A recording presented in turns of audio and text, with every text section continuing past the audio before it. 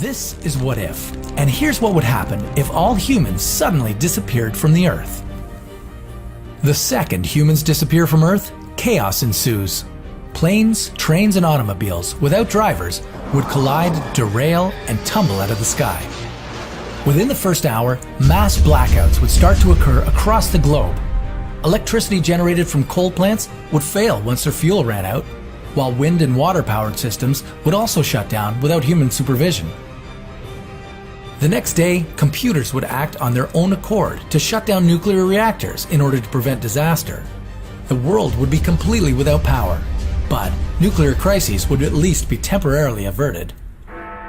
On day 3, London's Big Ben rings for the last time, since it needs to be wound every 3 days. Big Ben would sound over streets now populated with roaming animals. Thousands of pets and zoo creatures would have to break free or suffer starvation. Within 10 days, security measures in nuclear power plants would finally fail, setting off a chain of explosions and releasing toxic radiation across the globe. Wildlife in affected regions would die, but elsewhere, other species would prevail. Domesticated cattle and livestock would take to the North American Great Plains where they could graze freely. Supermarkets would be infested with mice and rats, and former pets would turn feral in their bid for survival. Within a few years, the cities we so easily recognize today would look like converted natural theme parks. Nuclear radiation would have cleared, and vegetation would sprout across the urban sprawl.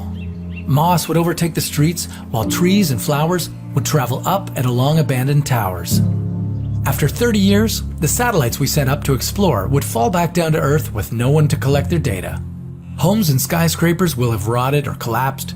In some coastal areas, entire cities will have been reclaimed by the sea, and old ships, sunk or ran aground, would be the foundation of new coral reefs.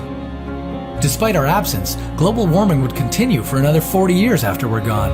The Earth's temperature would rise about another 0.6 degrees. But the environment would nonetheless be improving drastically.